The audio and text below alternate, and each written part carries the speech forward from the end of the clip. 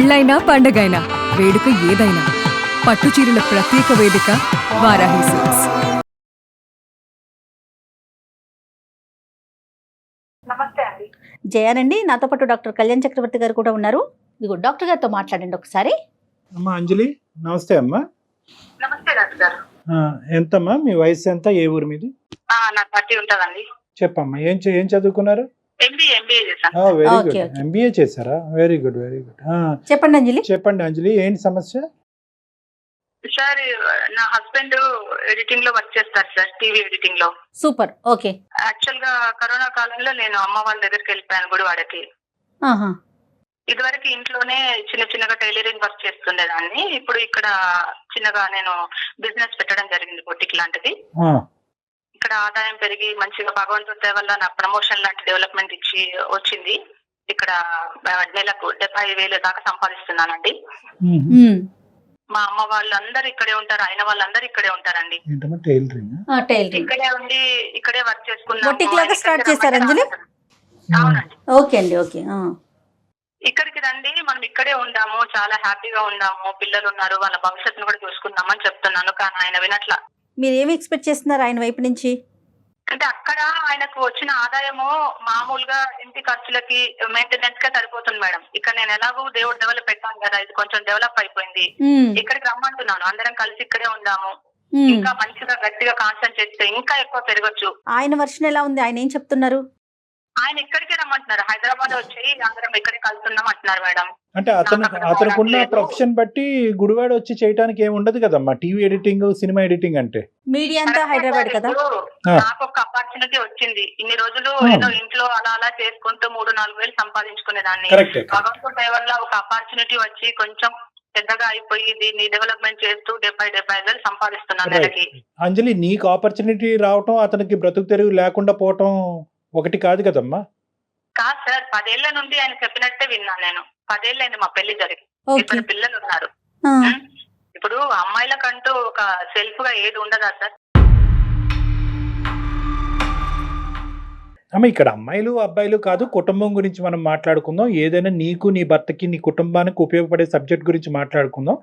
నీ భర్తకు పడేటటువంటి కష్టంలో మిమ్మల్ని ఎప్పుడు వెనక్కి నెట్టడం గానీ, మిమ్మల్ని తొక్కటం గానీ అది ఎప్పుడు చేయలేదు కదమ్మా. అతను మీ గురించి, మీ కుటుంబం కదా సార్. ఇప్పుడు నన్ను తొక్కి పడేసినట్టే. ఎప్పుడు ఆయన చెప్పిందే వినాలంటాడు, ఆయన చెప్పిందే జరగాలంటాడు. ఈ 10 ఏళ్ల సంసార జీవితంలో ఆయన ఒక్క రూపాయి కూడా వెనుకేసింది లేదండి. ఇప్పుడు నాకంటూ ఒకటి ఆపర్చునిటీ వచ్చినప్పుడు చేసుకోవడంలో తప్పలేదు కదా డాక్టర్ గారు. కరెక్ట్, తప్పులేదమ్మా. కానీ దానివల్ల ఏం వచ్చింది అనేటటువంటిది ఎంత నిజమో, ఏం పోగొట్టుకుంటున్నాం అనేది కూడా అంతే వాస్తవం కదమ్మా. ఇక్కడ ఏమైనా పోతున్నాయా, అది ఆలోచించారా మీరు? అంటే పోవడం అంటూ ఏం పోవడం కాదండి. ఇప్పుడు నేను ఇక్కడే ఉన్నా కాబట్టి ఆయనకు రెగ్యులర్ గా వర్క్ అయితే ఉండదు. ఒక 6 నెలలు చేస్తే మళ్ళీ 10 నెలల వరకు ఇంట్లోనే ఉంటారు కదండి. అంటే ఏదైనా ఒక కంపెనీలో వర్క్ చేయట్లేదు ఆయన? లేదండి. ఒక సినిమాలో చేస్తే ఆ వచ్చే వరకు మళ్ళీ 8-9 నెలల వరకు ఆయన వెయిట్ చేస్తుంటది అక్కడ. అప్పటి వరకు ఏం చేయాలి? నేను కూడా ఖాళీగా ఉంటే నాకు ఒక మంచి అవకాశం వచ్చినప్పుడు దాన్ని సద్వినియోగం చేసుకోవాలి కదా సార్. పిల్లలు ఎక్కడున్నారమ్మా? ఇప్పుడు పిల్లలు మీతోనే ఉన్నారు ఈ కరోనా టైం అంతా కూడా? నాతోనే ఉన్నారండి పిల్లలు. అంటే భార్య అంటే ప్రేమ ఉన్నాయన కనీసం ఆదివారం రావాలండి. ఒక నెలకు ఒకసారి వస్తున్నాడండి ఆయన. పోనీ అతను రావట్లే, పోనీ నువ్వు వెళ్తున్నావమ్మా పిల్లల్ని తీసుకుని హైదరాబాద్? ఎప్పుడు నువ్వు అక్కడే కదా? నేనేం వెళ్ళట్లేదండి, ఆయనే రావాలనుకున్నాను నేను ఇక్కడ. అలా కదమ్మా, మీ ఇల్లు ఏంటి ఇప్పుడు? ఈ రోజు మీ ఇల్లు ఎక్కడ? హైదరాబాదే మీ ఇల్లు కదా. నువ్వు ఉద్యోగం ఏంటంటే ఇక్కడ నాకు ఒక మంచి అవకాశం వచ్చింది. మళ్ళీ అక్కడ ఉంటే ఆయన అక్కడే ఉందామని బిజినెస్ ని చేయకుండా చూస్తారు. అవకాశం బట్టి అవకాశం, బంగారమైనటువంటి అవకాశం. అనుకున్న స్థాయి కంటే ఇంకొక స్థాయిలో నువ్వు ఉన్నావు, బాగా డబ్బులు సంపాదిస్తున్నావు కాబట్టి ఇప్పుడు సడన్ గా ఇది నీ ఇల్లు అయిపోయింది. కానీ వాస్తవానికి మీ ఇల్లు హైదరాబాద్ కదమ్మా. ఒక 75,000 సంపాదించే స్థాయికి వెళ్ళారు అంటే అది గొప్ప విషయం కదా డాక్టర్ గారు. అతను కూడా ఆలోచిస్తే బాగుంటుందేమో. కాదు, 75,000 సంపాదించడం అనేటటువంటిది ఎంత ఇంపార్టెంటో, ఈ కుటుంబాన్ని కూడా ముందుకు జాగ్రత్తగా తీసుకెళ్లటం అనేటటువంటిది కూడా అంతే ఇంపార్టెంట్. ఎందుకంటే డబ్బులు, తను ఆ పాయింట్ కోసమే కదా అతను ఇక్కడికి రమ్మంటున్నారు. అంటే అది ఇప్పుడు ఎలా ఉంటుందమ్మా, ఒక అలవాటైన వాతావరణం, ఒక అలవాటు. ఇప్పుడు 7 సంవత్సరాలు 8 సంవత్సరాలు బట్టి మేడం గారు ఏ ప్రశ్నించలేదు, ఏం అడగలేదు, అతను చెప్పి చేతల్లో ఉంది, చెప్పినట్టే వింది. ఇప్పుడు ఇప్పుడు సడన్ గా ఈ రోజు ఈ 75,000 కనిపించేటప్పటికి అతను ఊరు మారాలి, ఆవిడ ఊరు మారాలి అని అనుకుంటుంది.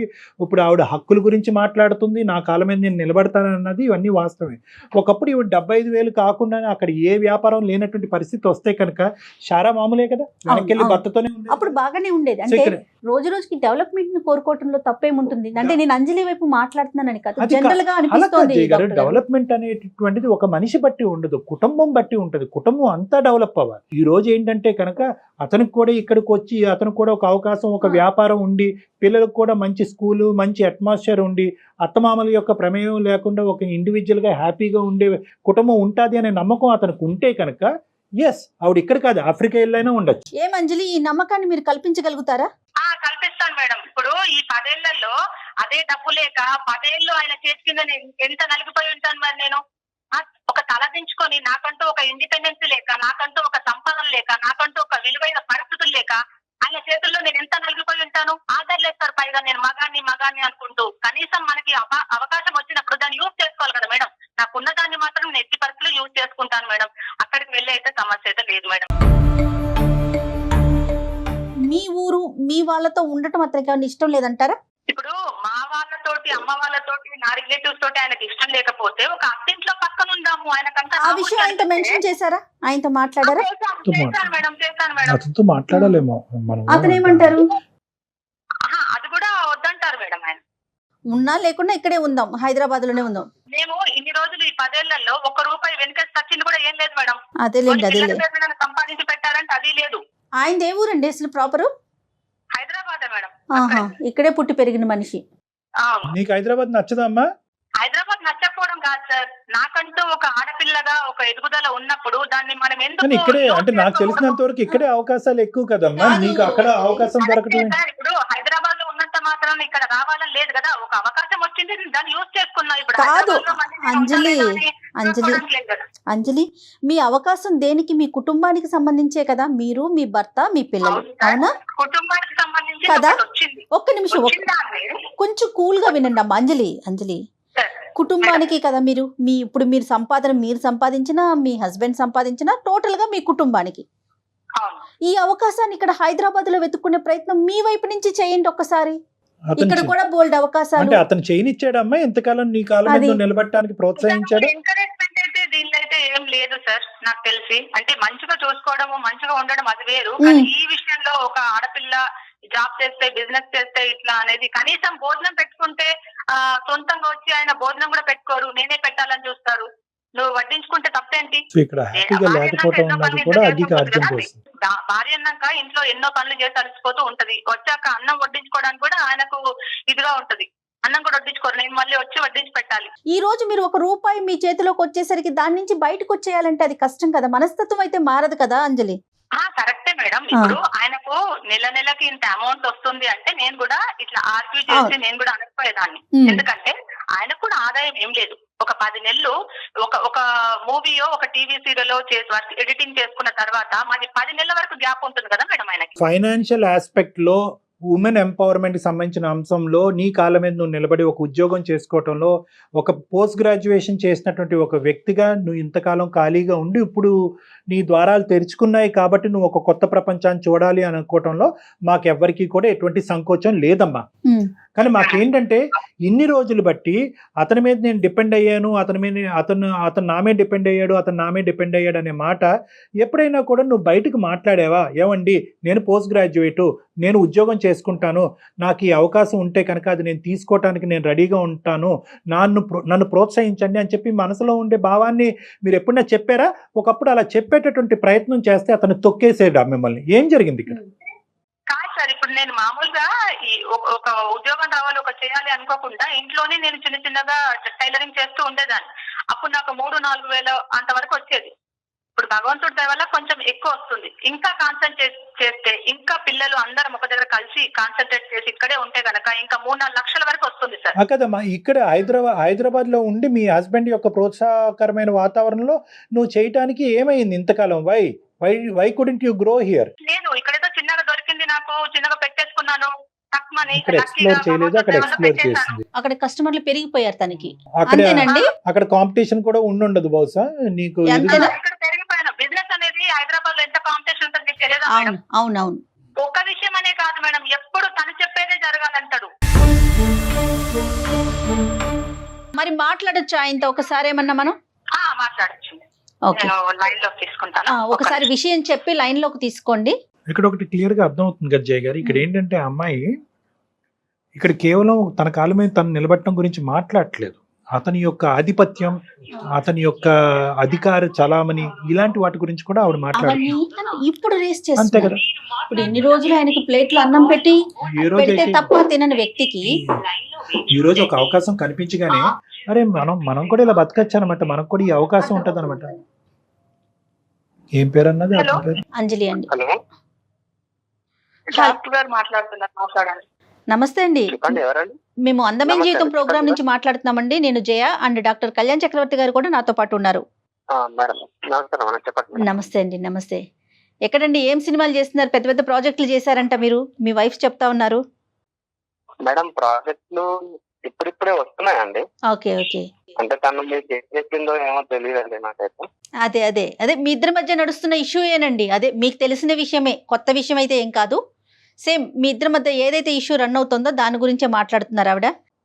ఉద్యోగరీత్యా ఇద్దరు ఎదిగారు, ఒక మెట్టు ఎదిగారు, కానీ కుటుంబ పరంగా ఇద్దరు దూరం అయ్యారు అన్నట్టు మాకు అనిపిస్తుంది. ఊర్లు దూరమైనాయి, మనుషులు దూరమైనాయి, మనస్తత్వాలు దూరమైనాయి, ఆర్గ్యుమెంట్స్ పెరిగినాయి. కాదు సార్, ఇది నా గోల్ అన్నమాట, ఇది నా కెరీర్. కొంచెం మేడం నేను రాత్రి రోజులు కష్టపడి విగ్రహాలు మానేసి అన్ని మానేసి నేను ఈ స్థాయికి ఎదిగినాను అన్నమాట. ఓకే అండి. ఇప్పుడున్న జనరేషన్ కి, ఇప్పుడున్న టాస్క్ కి, ఇప్పుడున్న వాటికి ఈ స్థాయికి రావడం అంటే మామూలు విషయం కాదు.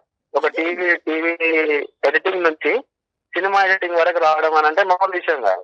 ఇప్పుడు ఇదే ఎడిటింగ్ పైన మిమ్మల్ని ఇన్ని సంవత్సరాలు పోషించాను. ఇప్పుడు సడన్ గా అక్కడికి వెళ్ళిపోయిన తర్వాత మంచిగా నువ్వు క్లిక్ అయిపోయాను, సంపాదించుకుంటున్నావు. ఓకే, సంపాదించుకుంటున్నావు, అంతా వదిలేసి వచ్చేసి ఇక్కడికి వచ్చేసి మా దగ్గరే ఉండాలని. అలా కదండి, ఇప్పుడు మీరు నిద్రాహారాలు మానేసి నేను ఎదిగానని మీరు అంటున్నారు. ఆవిడ కూడా నిద్రాహారాలు మానేసి తన జీవితంలో ఒక పోస్ట్ గ్రాడ్యుయేట్ కాబట్టి తనకు కూడా ఎదగాలి అని అనుకుంటుంది. మీ ఎదుగుదలతో పాటు ఆవిడ ఎదుగుదల గురించి ఇంతకాలం మీరు ఏం ప్రయత్నం చేశారు?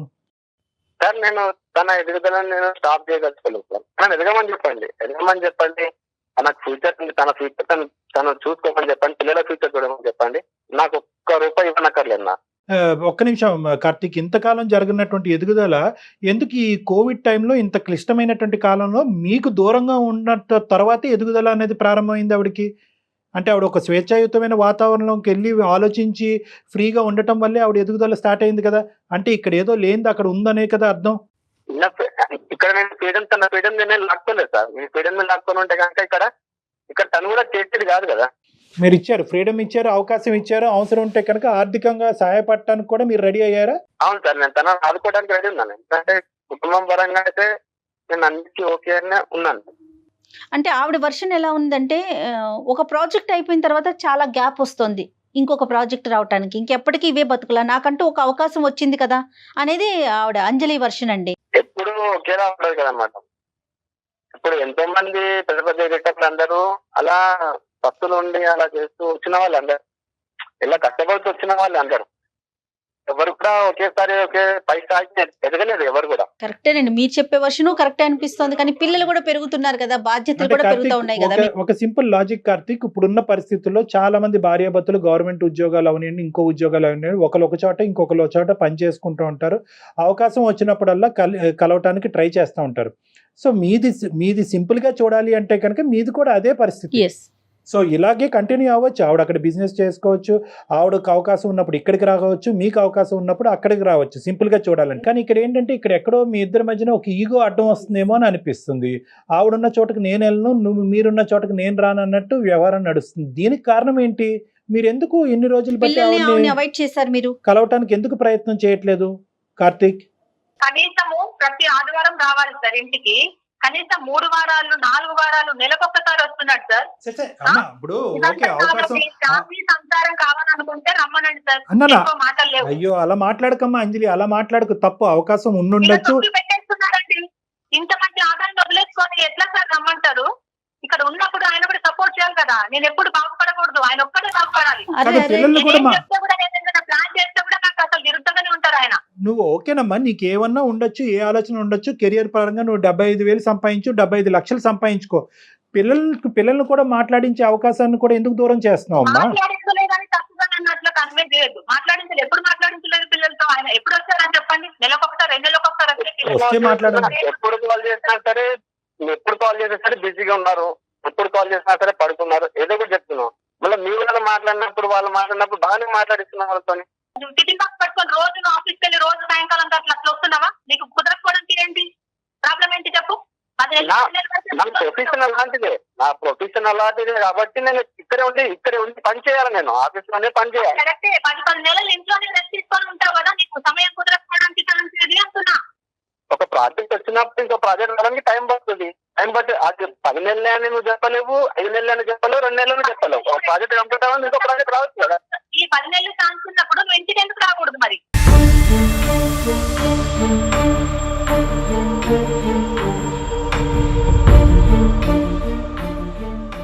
నిన్ను ప్రోత్సహించడానికి అతనికి ఎటువంటి సంకోచం లేదు, ఆ విధంగా అడ్డుపడినటువంటి పరిస్థితి కూడా లేదు అని అతను అంటున్నాడు.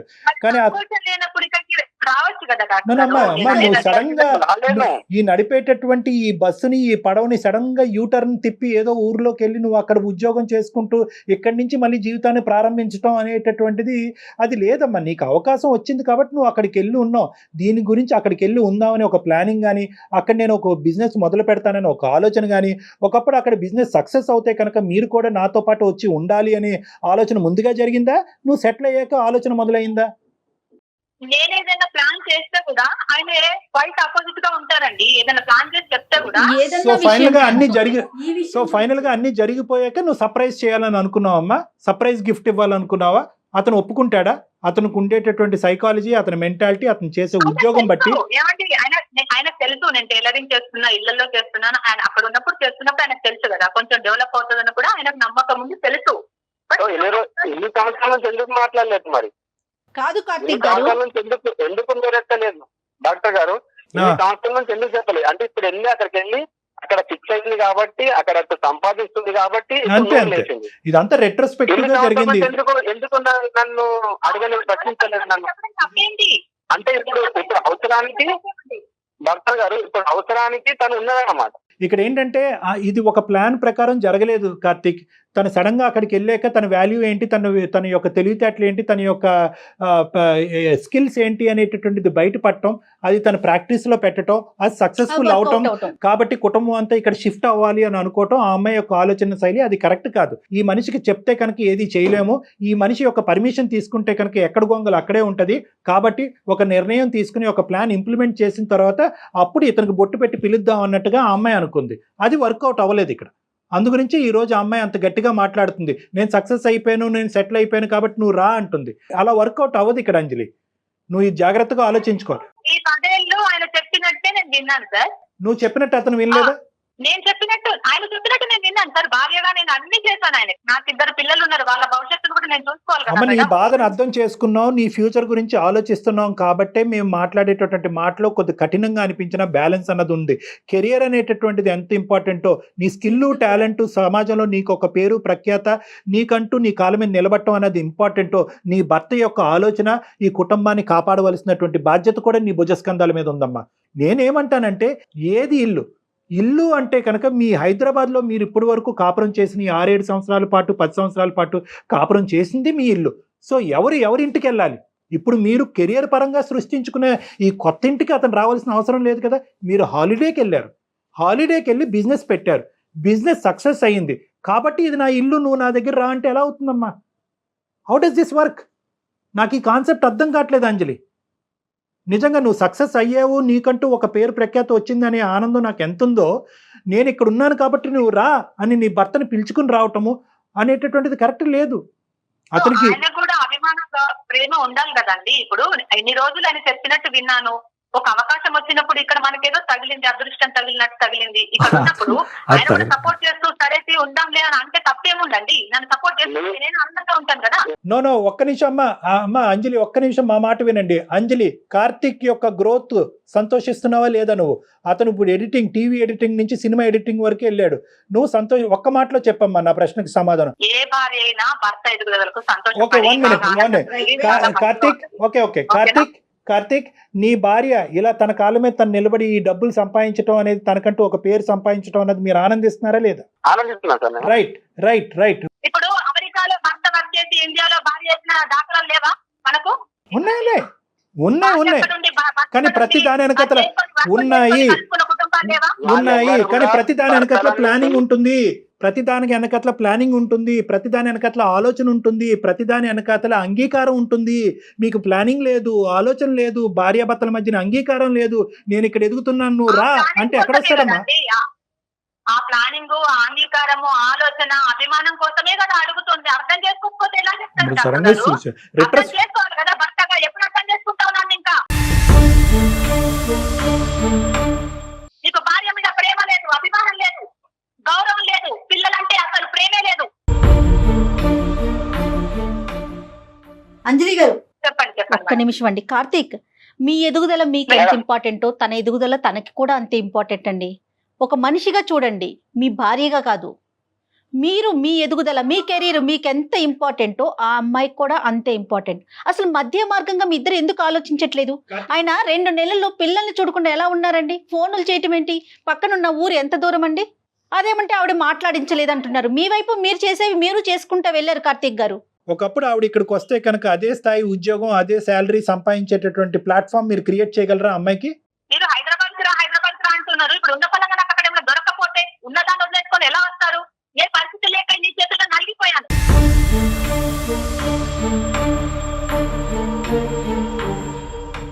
అమ్మా అంజలి, సంవత్సరాలు నన్ను ఎట్లా ఊపేసావు తెలుసా? మాటలు పెరిగిపోతున్నాయి అంజలి. ఇప్పుడు మాట పెరిగిపోతుంది. అది ఇంకొక అమ్మా, ఇష్యూకి దారి తీస్తుంది. See, please. ఈ గొడవ పడేదంటే కనుక మీరు ఈ గొడవ పడాలి అనుకుంటే ఫోన్ పెట్టేసి కూడా గొడవ పడండి. అది కాదు.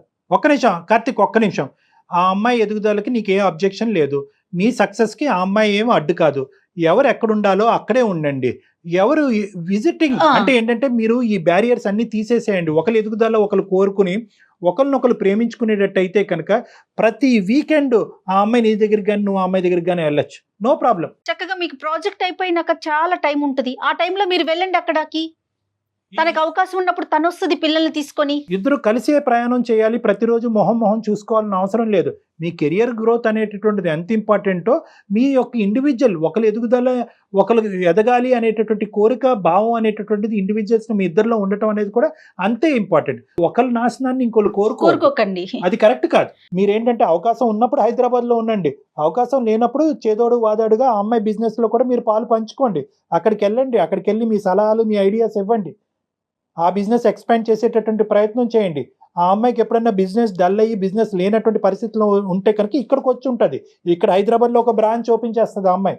అక్కడే ఉండిపోవాలో లేకపోతే ఇక్కడే ఉండిపోవాలో అలాంటి రూల్స్ ఏం లేవు కదండి. మనకి మన ఇష్టం కదా, మన చేతుల్లో ఉంది కదా. అనవసరంగా మీ ఈగో వల్ల పిల్లల్ని నెలల తరబడి, సంవత్సరాల తరబడి చూడకుండా మా అమ్మ నాన్న కొట్టుకోవటం ఎదుగుదల వల్ల కాదు, మా అమ్మ నాన్న కొట్టుకోవటం వల్లే దూరంగా ఉన్నారనే అభిప్రాయం పిల్లలు క్రియేట్ చేయొద్దు.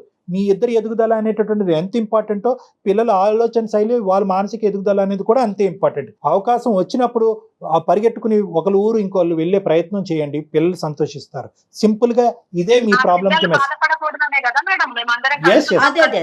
కరెక్ట్. దానికోసమే కదమ్మా, దానికోసమే కదా. ఇదైతే నా సొల్యూషన్. అర్థం చేసుకుంటే మంచిది. మరి ఇద్దరు అర్థం చేసుకోవాలి. కార్తీక్, ఆ అమ్మాయికి రెస్పెక్ట్ ఇవ్వాలి. ఆ అమ్మాయి సెటిల్ అయ్యింది అంటే కనుక ఒక పోస్ట్ గ్రాడ్యుయేట్, ఆ అమ్మాయి సెటిల్ అయినందుకు ప్రోత్సహించండి. ఇంకో కొత్త బ్రాంచ్ ఓపెన్ చేయాలి అనేటటువంటి కోరికను పెట్టుకోండి. మీరు ఆ విధంగా ప్రోత్సహించండి. ఆ అమ్మాయి హ్యాపీగా మీ దగ్గరికి రావడానికి ఒక ప్రయత్నం చేస్తుంది. ఓకే అంజలి, ఏమ్మా, ఆల్ ద బెస్ట్. జాగ్రత్తగా కూల్ మైండ్ సెట్ తో ఆలోచించుకోండి. ఖచ్చితంగా ఒక బంగారు భవిష్యత్తుని ఇస్తారు మీ పిల్లలకి. హ్యాపీగా ఉండండి.